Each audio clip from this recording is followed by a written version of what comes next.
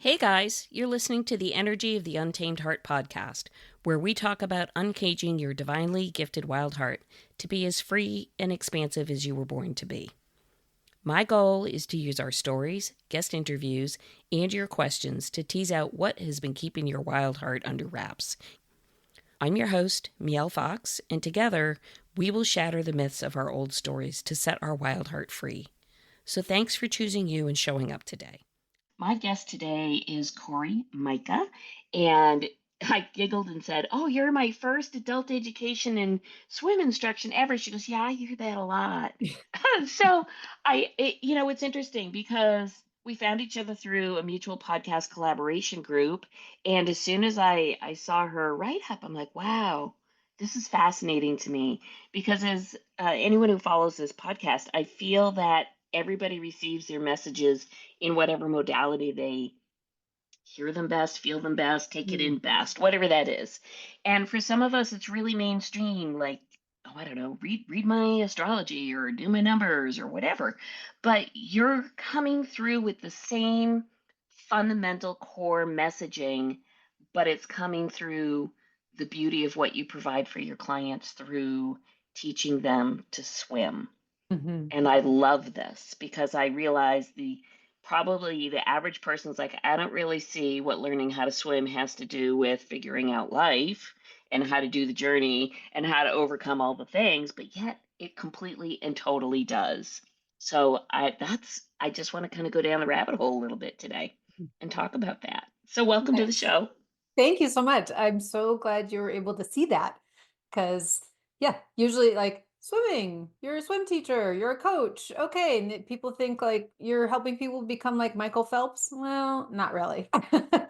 Although he does have a lot of mindset that he puts into winning those races for sure.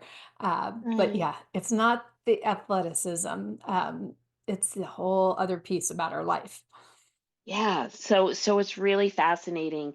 I was raised very early on in water, partly because I'm born on the East Coast and water, of course, is right in our neighborhood. But the other piece is my mother was from Scotland and she was put into outdoor cold water at a very early age with the here you go, sink or swim kind of thing. So that sort of moved forward, and all of us kids were just plopped in a pool or a pond or a whatever very early on. So much so that one of my siblings, who's now deceased, but was really almost pre-Olympic caliber level swimming, Mhm.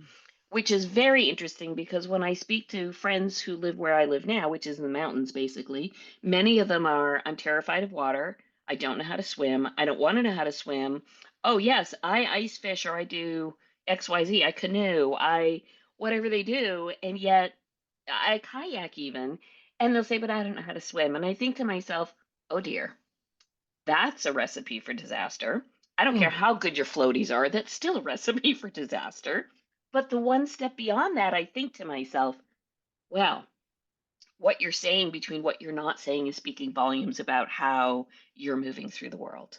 Mm. And I think that is a nuance that many of us don't incorporate into our lives, whether it's swimming, rock climbing, I don't know, whatever the form of activity may be, skiing, horseback riding. When you hear people say, "Oh, I'm afraid of," or "I don't know how to," oftentimes to me, it says, "Oh, there's something else going on here.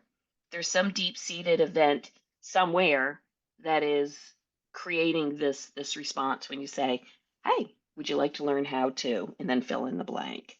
So obviously, you didn't come out the birth canal deciding you were going to coach people in life challenges and management via swimming. So how did this come through for you? Yeah.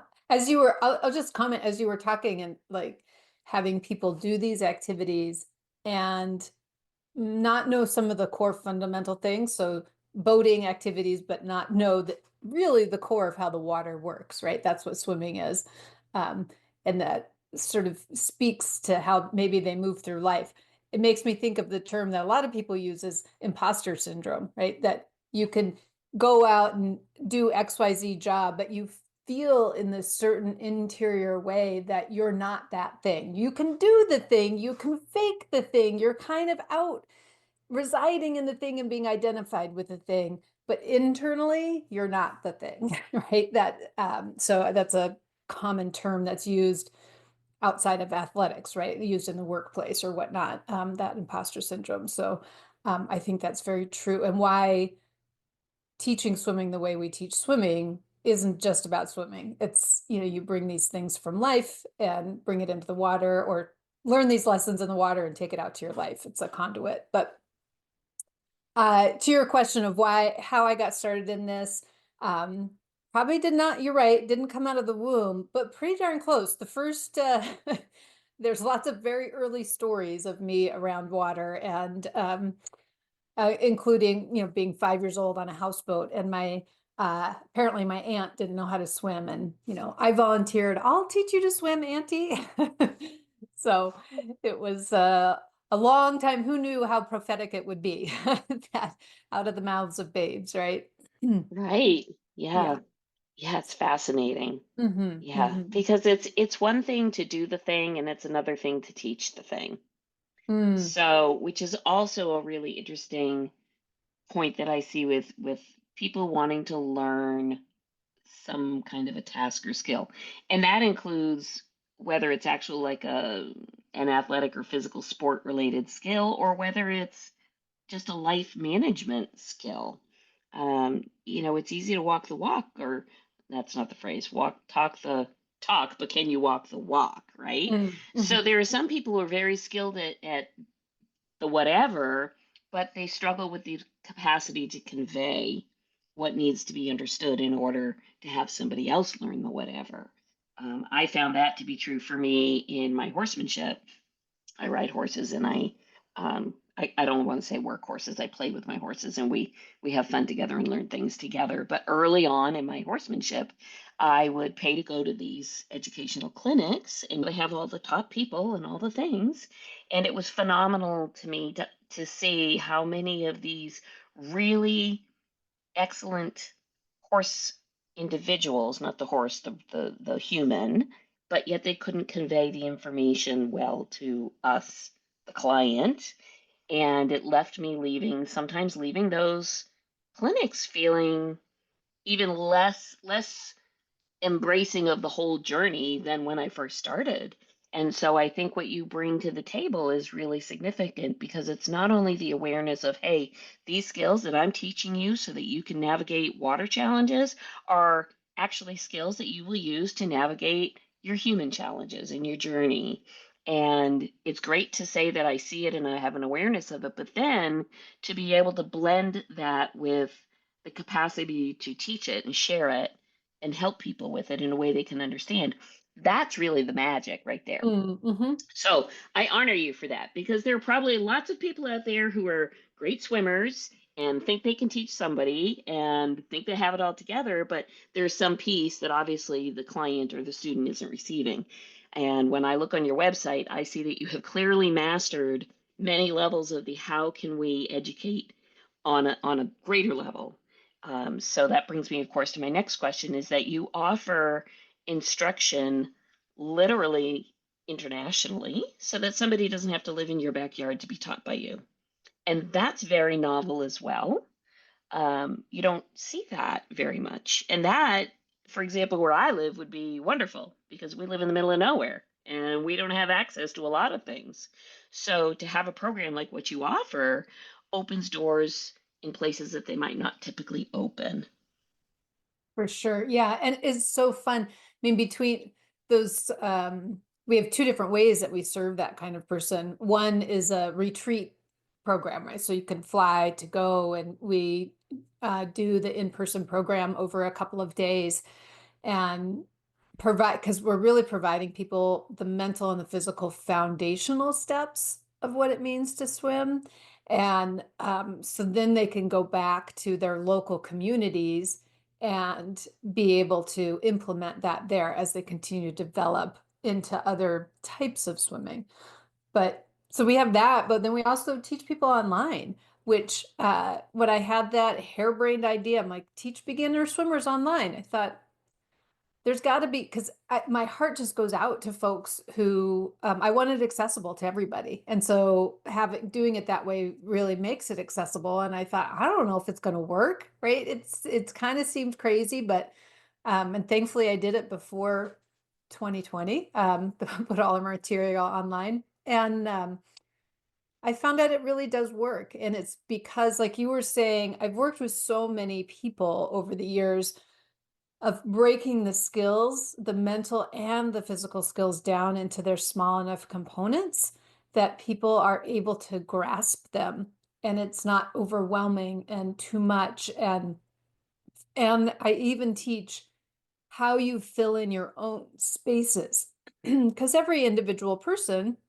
has their own slight nuance. And so we want to teach a framework in which every individual can find their own pathway, their own kind of organic learning within a structure. So they feel like, okay, I've got a bit of a structure and a framework, but then I also get to learn me and how I interact with it and find my own swim. Yeah, it's beautiful. And Mm. do you find, I mean, I realize the majority of people who live in between coasts probably seek their water resources through a pool. If you live in a landlocked state or you're not near a mountain where there's, a stream or pool or a pond or whatever, do you find that the learning curve or the learning challenges, either way, are different from pool learning, like traditional pool learning, versus now we're going to take it to different kinds of water? Maybe water where the ground is not rock solid underneath Mhm. you, like a pool floor, or maybe where there aren't four walls, like a pool wall, that sort of thing. Do you find that there's a shift or a transition for folks from Well, A to B? yeah, I mean, there certainly is. And this is again why we're teaching people a framework on which how to approach swimming in a safe, calm, confident way. And one of the things that we talk about a lot is that air always has to be easy, right? That's your job as an adult to make sure that you can breathe all the time, whenever you want. Is if it's not easy, if you feel a threat for it, of course you're going to feel afraid and tense and uncomfortable. That's normal. It's a good thing, right? You want to have those systems in place. So in a pool, it's a little bit more obvious how air is easy. You indicated standing up, right? Or using the side of the pool. So you kind of have these particular parameters. The mistake that people make is they say, I'm safe because there's a bottom, or I'm safe because there's a wall. And we really work to change that narrative to say, no, you're safe because of you. Your safety resides in you. The bottom could be 2 feet away, but it never, ever is going to know when you need to use it to get air. You're the one who has to decide to put your feet down and take your head out of the water, right? So we go through this process of understanding more and more complex ways of how air is easy, but you always have to have a simpler way. And so we talk about that framework when you go to open water then too, that there's new parameters in terms of if you have currents and drop-offs and visual, if you can see through it or you can't see through it or animals or whatever. There's some other variables there, but it still kind of comes down to that same basic context. Can I create a space where I know air is always going to be easy so that I can get to know that different temperature, that different visual, the how to keep myself calm when I know in the back of my head there's animals in here. Um, we can play with those variables. So the system is the same, but yeah, we have to roll back to the beginning again and let ourselves discover it.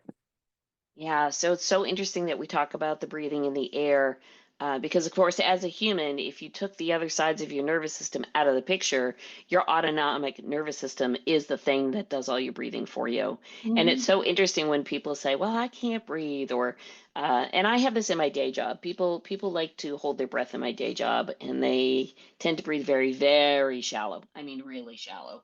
And I actually have to stop and say, "Okay, hang on a second. We're just going to stop here and do a little breathing." real breathing, like real deep breathing. And as a way to, of course, re regulate the nervous system. Because when people get in, as you well know, into that tight little shallow breathing, they're absolutely not in their best somatic place of their nervous system to be able to comprehend or do or respond to anything. They're, that shallow breathing is your fight flight mode. And it's what we do when we're on the verge of, hey, something's coming to get me. So therefore, my body now needs to rearrange itself to save me.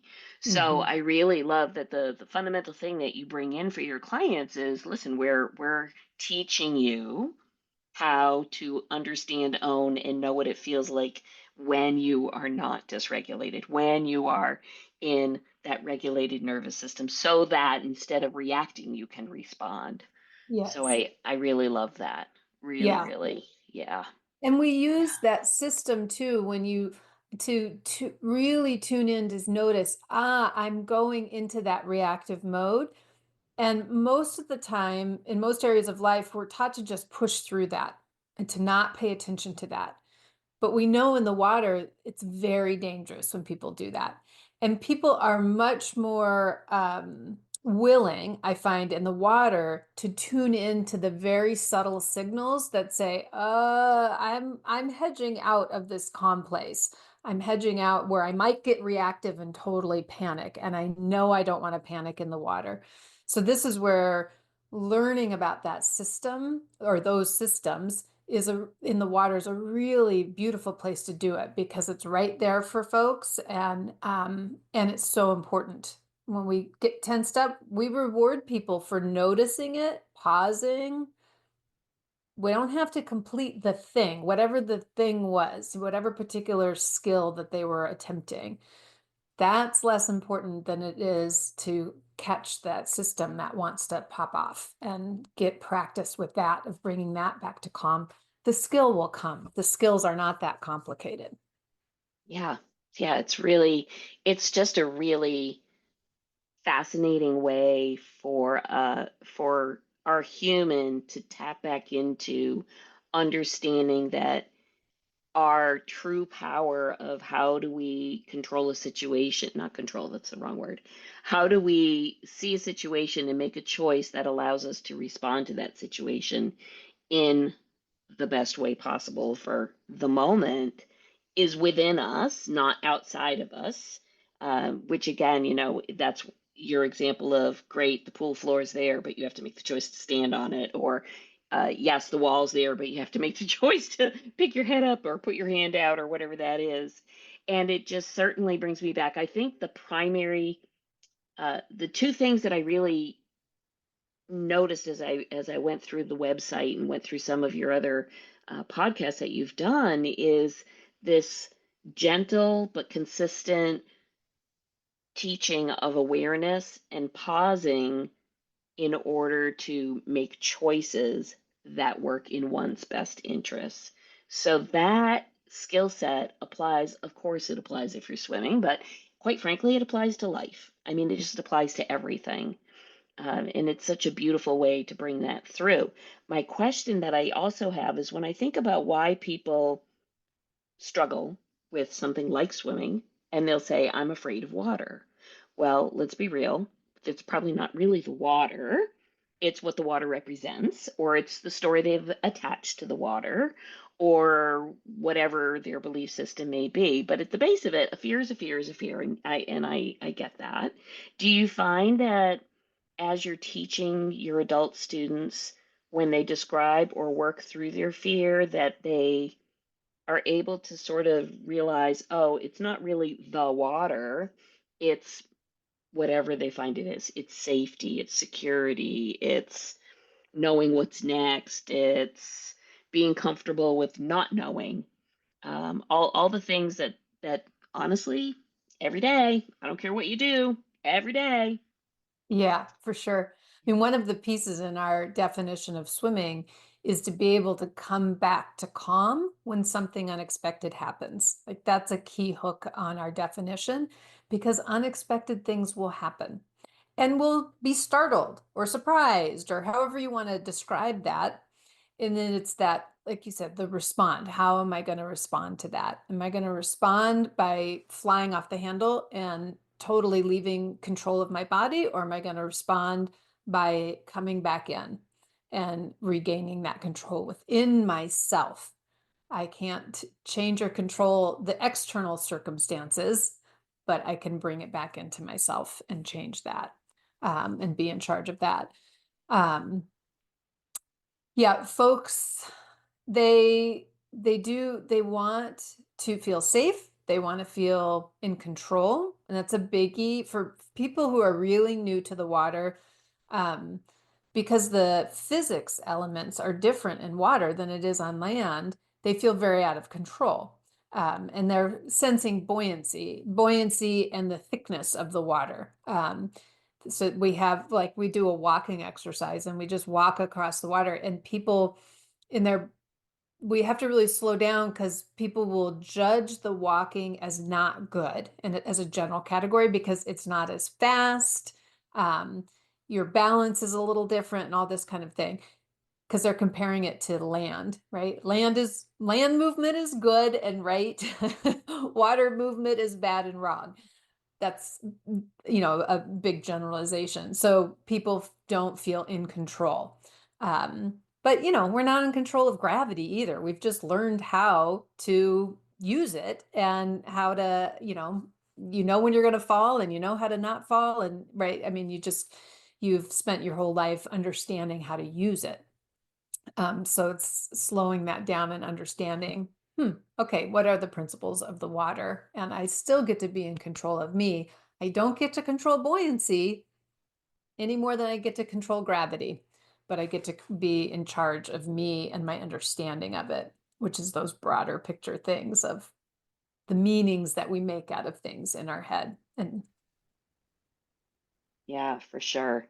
And I think the other thing that the like a quick vision that dropped in my head while you were talking is I think you're right that we assume that walking on ground land is in some ways so radically different than in water. But the two things I think about is think of your astronauts who now have to train when they go to a different gravity force once they leave Earth's atmosphere.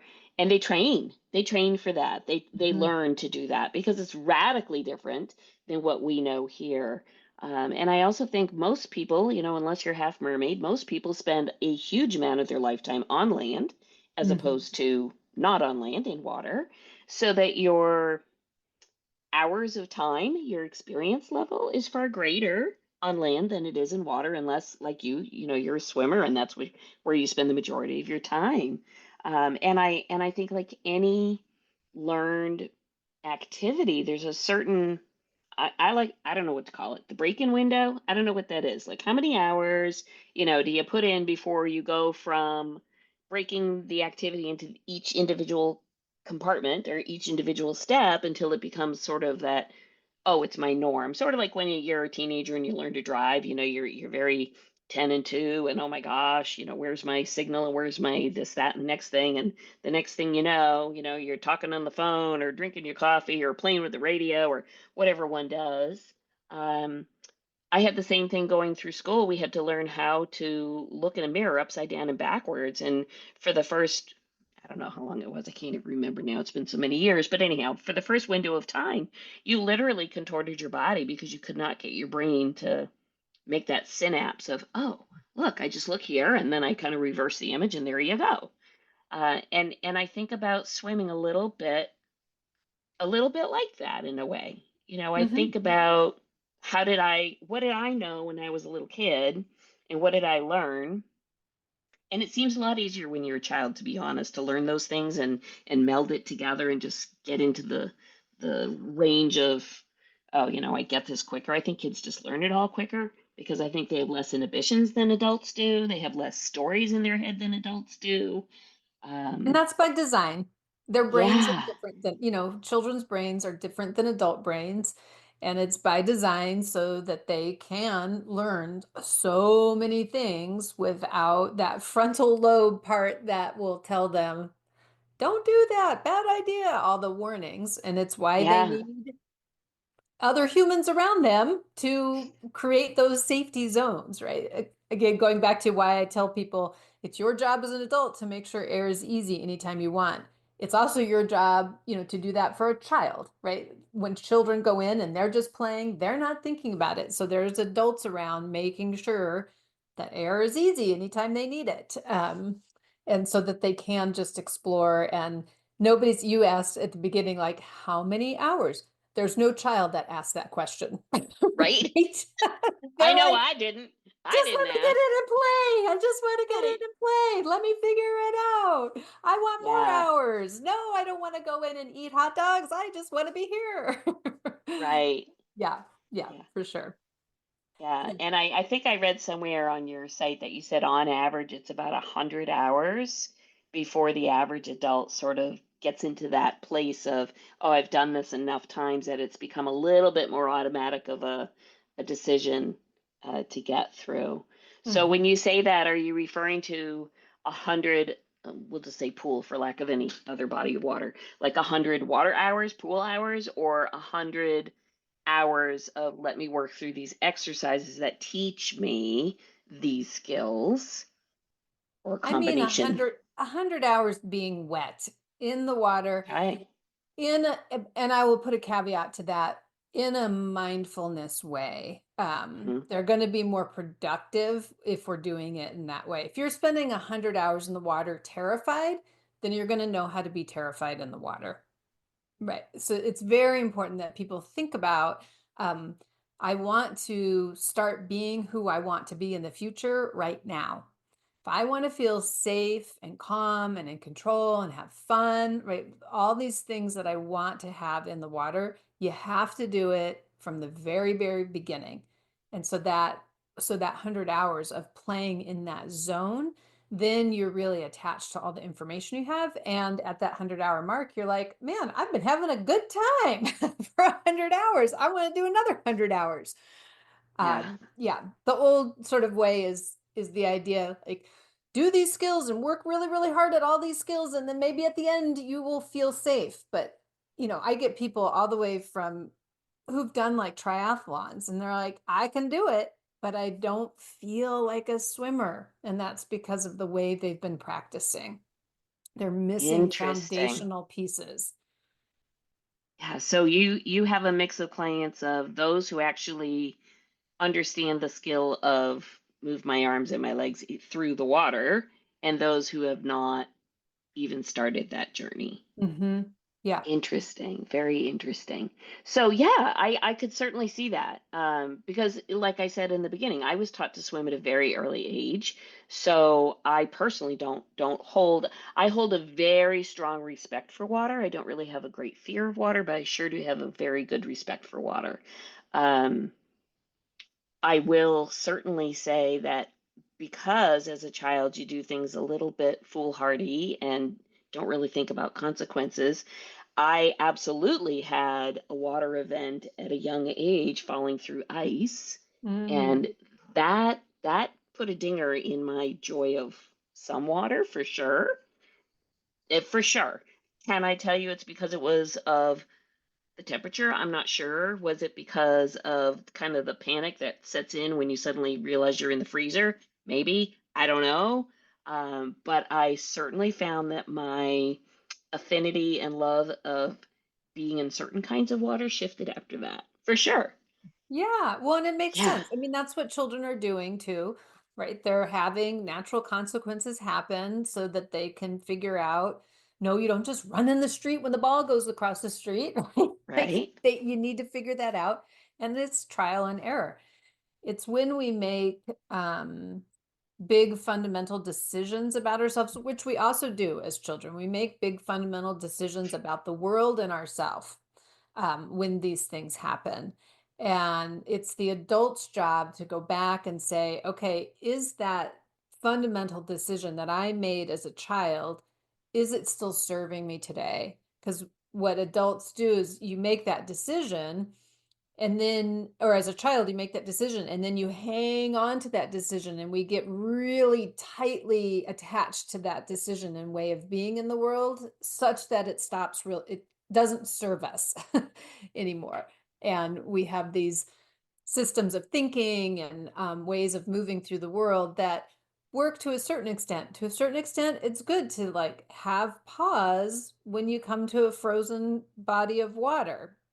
There's I don't, I don't know what how you figure out when it's safe to go on it because I don't live in a place that does that. But if I were to go where there's frozen bodies of water, I would seek an expert, probably person who fishes, right? Like to tell me when it's safe and how you know it's safe and all that kind of stuff. But I wouldn't want to have a fundamental decision that said I can't do that, or I have to stay away completely, or I have to just be this chaotic, reckless person that just do it person, right?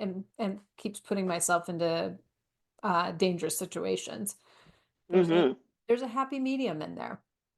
Yeah, Yeah. yeah. And again, I think that message is replete through everything else that we as humans experience. There's a happy medium, Hmm. which is sort of like when if we choose to allow a fear to run the show, that's not the happy medium.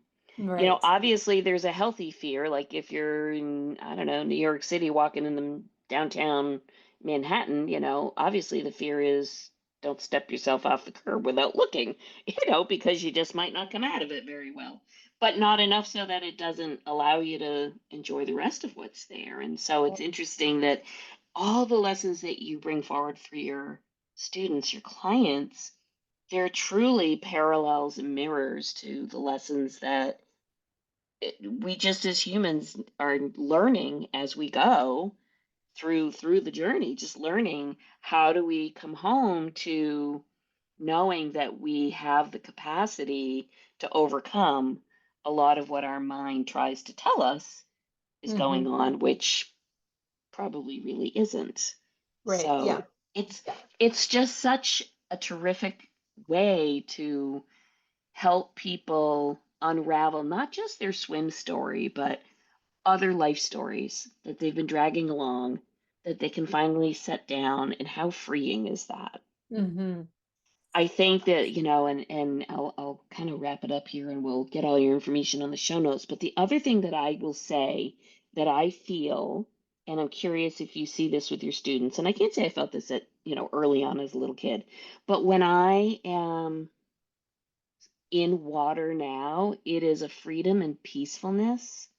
It is I don't want to use the word flow. I mean, obviously it's flow. You're in the water, it's flow. Hmm. But it is like an internal sense of oneness, I guess is the best way to say it.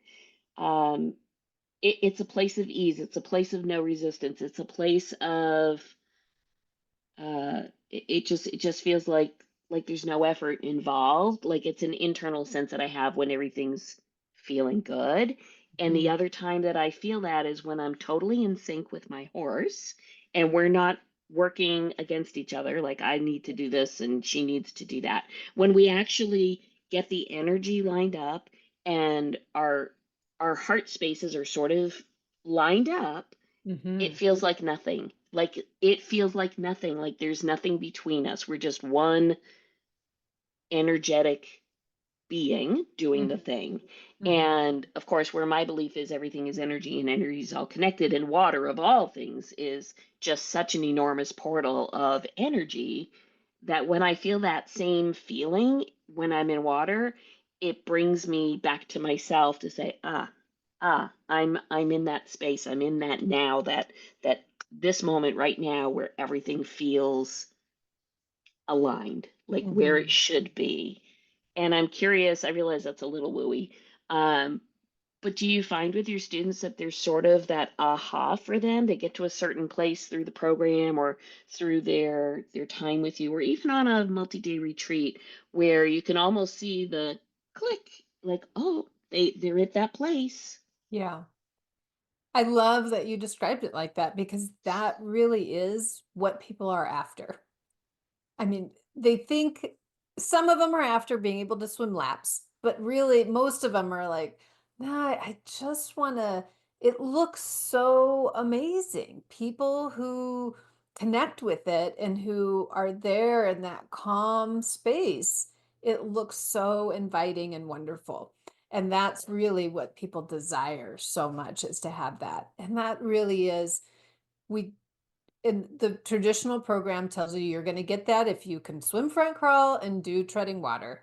And the truth is, I mean, that's like saying, I don't know, you get your best rest while you're running a marathon. Like fundamentally, you're not resting while you're running a marathon. Now, can you run a marathon with some ease in your body and a cadence and be, like you say, energetically connected? You can, but it probably doesn't start with running, running, running. Like it starts with knowing how to be calm in yourself and have that connection. So yeah, that is definitely what we are going for with people and helping them find. And both again, that the physical calm where you're allowing for that water and body connection, and that mental calm, because that's the biggie of, well, maybe I should be doing something, or I can let the water hold me. But maybe I need to perform like everybody else, or I can let the water hold me. Right? That practice of how I can calm the mind as well is a big piece of it. Yeah. Oh my gosh. So and I think as you're talking, I'm thinking, well, my gosh, when you really ask somebody at the end of the day, what is it that you really want? Like, what's the thing you really want? They're gonna, if they really dig deep, you're gonna hear either safety, security, safety, or inner peace. And Mm. what I find when I'm in that Zen moment, which, it doesn't last forever all the time, it comes and goes, and that's okay. But at Hmm. least I know kind of like how to recognize it when I get it. It is that's the Zen piece when you're at one with the water. Is it feels like an inner peace. It feels like a coming home. That's really what it feels like to me. Um, yeah. Oh, I'm just so happy that you are out there and helping people because man, it just I don't really care how people learn the thing as long as they learn it, but why not have a good time doing it, right? Hmm. So to have fun and think of, the opportunities, the doors that get opened for adults who not only overcome fears, but now they've learned this skill. Oh my gosh. I mean, think of all the places they can now go travel and enjoy the water. I mean, it's great. It's so phenomenal. And who wouldn't want to do a retreat in some beautiful location and be able to say I can take advantage of where I'm at and enjoy everything to the max. It's just Hmm. beautiful. Yeah, Yeah, I I got love one it. more week going to Hawaii. Good for you. Good for Yes. you. Is this So. a retreat to Hawaii? Yep. Oh, Got some students nice. going to Hawaii. Yeah. So just Very that piece you were nice. talking about before of they've all learned in the pool. So now, okay, take us Okay. to the Okay. water. Take us to the big Yeah. water. We want to see the The turtles and the big fish. water and the fish. Oh gosh, and you'll be going in April. In So April. depending on which island you're at and which side of the island you're on, will certainly determine, what your waves are. Mm-hmm. Um, but you can find all that. I'm sure you've been before, but all the locals will fill you in. Yep. Yep. Yeah. Yeah. Yeah, I was fortunate enough. I had family who lived on Kauai for a long, long time. So back and forth a few times. And of course, the beaches are lovely. I mean, they're just beautiful. But Mm-hmm. even there, obviously it's big water Mm-hmm. and you got to know what you got to know. Yeah. So, yeah, beautiful. Good for you. So Yeah. before you take off to the beautiful tropical islands of Hawaii, how do people find you? How can they reach out if they want to tap in so they can go on your next retreat? Sure. Yeah. So our website is adultswimlesson.com. So one lesson, adultswimlesson.com. And then on the social medias, we're calm within adult swim. And yeah, go to our YouTube page. I got a ton of videos on the YouTube page, and the other social media handles as well, but calm within adult swim. Beautiful. I will put it all up in the show notes for you. And I hope you have wonderful weather. I hope you have a great time. Take your sunscreen. And yeah, it sounds We like a will. great time. I We will. appreciate your time today. Such good information for people. Thank you so Thank you much. This so is fun. much. Absolutely. Bye.